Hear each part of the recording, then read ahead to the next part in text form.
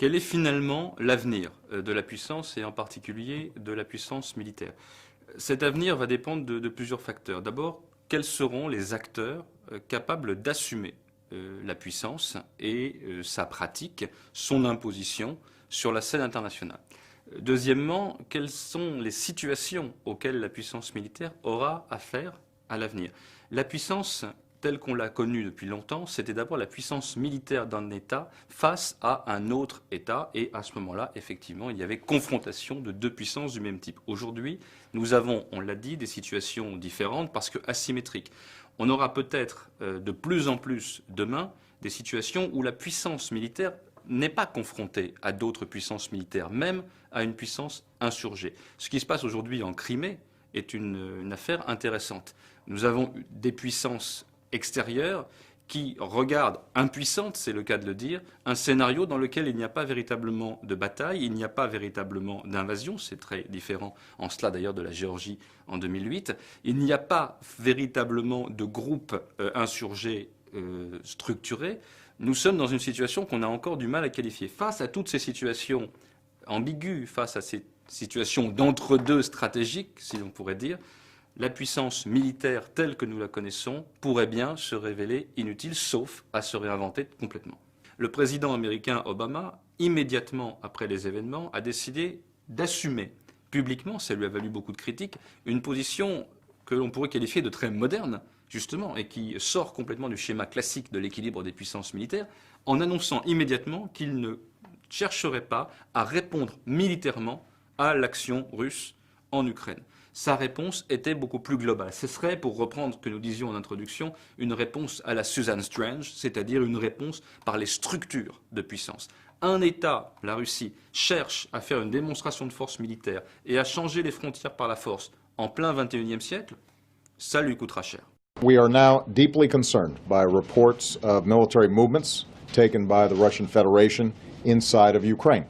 Ça lui coûtera cher sur les autres enjeux de la puissance, sur la puissance industrielle, économique, la puissance de crédit, la puissance de réputation, la puissance politique. Nous allons les isoler. La réponse ne sera pas militaire. Le débat reste entier, on le sait. Barack Obama a fait un pari en disant cela. Il a été très critiqué aux États-Unis pour dire, à part des républicains notamment, qui disent c'est de la folie d'annoncer par avance qu'on ne répondra pas à la puissance militaire par la puissance militaire. C'est en tout cas un pari extrêmement moderne qu'il fait. Un exemple de ces interrogations sur la puissance, notamment la puissance militaire aujourd'hui, c'est la montée en puissance militaire de la Chine en Asie. Parce que là, toutes les interrogations se concentrent en quelque sorte sur cet exemple.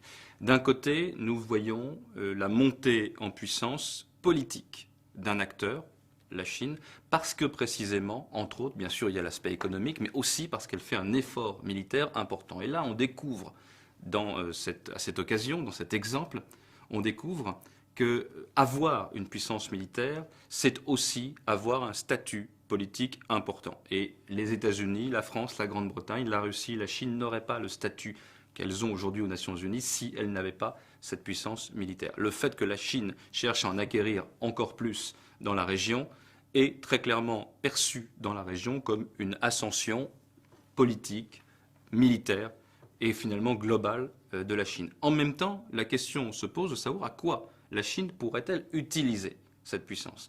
Les voisins sont légitimement inquiets.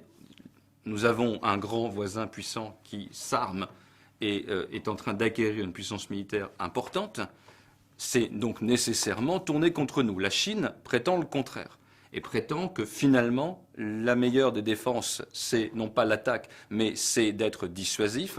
C'est un droit à la Chine à être aussi un acteur puissant et que ce n'est pas pour autant que la Chine souhaite agresser ses voisins. Et là, on a là encore toute l'interrogation sur le concept de puissance. L'une des illustrations aussi de cette question, c'est la réponse japonaise face à cela. On a cet acteur chinois qui monte en puissance. Et au Japon, aujourd'hui, il y a un débat important. Qu'est-ce que l'on peut faire pour contrer cette puissance militaire chinoise? Et là, il y a deux voies qui sont en train de s'élever. Il y a une voie, je dirais, plus belliqueuse au Japon, qui consiste à dire nous avons, après tout, les moyens technologiques, financiers, de nous lancer, nous aussi, dans l'acquisition d'une puissance militaire importante. On voit bien que derrière cela, il y a aussi naturellement la question de la dissuasion nucléaire. Le Japon est un pays qui, pour des raisons que nous connaissons, Hiroshima et tout un passé très difficile, y compris récent avec le nucléaire, ne souhaite pas se lancer dans cette course-là. C'est une première voie. L'autre voie consiste à dire il faut que nous en restions à une puissance économique, à une puissance globale, à une puissance normative, à une puissance commerciale. Et c'est comme cela que nous répondrons le mieux à la montée en puissance militaire chinoise, et certainement pas en nous livrant à une course aux armements avec la Chine. Si la puissance militaire n'est pas utilisée contre d'autres États, d'autres forces d'État militaires, à quoi peut-elle bien servir? Est-ce que c'est purement un outil politique? Oui, sans doute. Est-ce que c'est forcément un élément de stabilisation? Pas nécessairement, et tout dépend de qui l'emploie. Et on a également d'autres exemples dans d'autres régions. L'Iran en est un autre. L'Iran cherche aujourd'hui à acquérir l'arme nucléaire. Forcément, cela suscite des craintes. La réponse de l'Iran, c'est de dire nous ne sommes pas les seuls à en avoir. Et on redécouvre cette même interrogation sur la puissance militaire. Lorsqu'un acteur acquiert la puissance militaire, est-on sûr qu'il va le faire pour des raisons de stabilisation, ou au contraire, est-ce qu'il va la mettre au service d'une déstabilisation de la région? Alors la question est évidemment de savoir, aujourd'hui, quand on constate toutes les difficultés qu'il y a à mettre en œuvre une puissance militaire, la question est de savoir s'il faut encore investir dans la puissance militaire. Et la réponse, indéniablement, est oui. Alors ça peut sembler paradoxal. On l'a dit, la puissance militaire, même si elle ne doit pas s'appliquer aveuglément au jour le jour et répondre forcément à la force par la force, reste un enjeu, reste un instrument de statut politique qui confère à un État une certaine autorité politique parce qu'on sait qu'il détient cette puissance militaire. Donc finalement, la réponse et l'autre paradoxe à la puissance militaire, c'est que la puissance militaire, mais on retrouve là un vieux principe de dissuasion, il faut la détenir et il faut en faire un usage modéré. Ne pas la détenir, c'est se priver d'une assurance vie et c'est se priver d'un instrument d'intervention qui permet de peser politiquement. La détenir et en faire l'instrument principal sans distinction subtile des situations, c'est un peu ce qu'on a vu avec les guerres américaines en Irak dans les années 2000, c'est dangereux également parce que là, on a un usage qui est mauvais de la puissance militaire et qui discrédite celle-ci. Autrement dit, on s'oriente, semble-t-il, dans le monde de demain vers un usage de la puissance militaire un peu rénové, dans la mesure où les schémas clausewitziens sont en train de disparaître. La montée aux extrêmes n'est plus possible, mais ça, on le savait depuis l'ère nucléaire. La riposte militaire systématiquement à des actes militaires n'est pas forcément le plus judicieux. En revanche, un savoir-faire militaire, une capacité d'intervenir très ponctuellement, je ne parle pas là de la rhétorique américaine sur la guerre chirurgicale, parce qu'elle a été discréditée en grande partie au Moyen-Orient, mais je pense plutôt à l'action très pointue de la France au Mali, par exemple, ou dans d'autres exemples récents, reste un outil d'intervention. Ça n'est pas la puissance militaire pour elle-même, c'est la puissance militaire insérée dans un tout et surtout dans une réflexion politique et stratégique.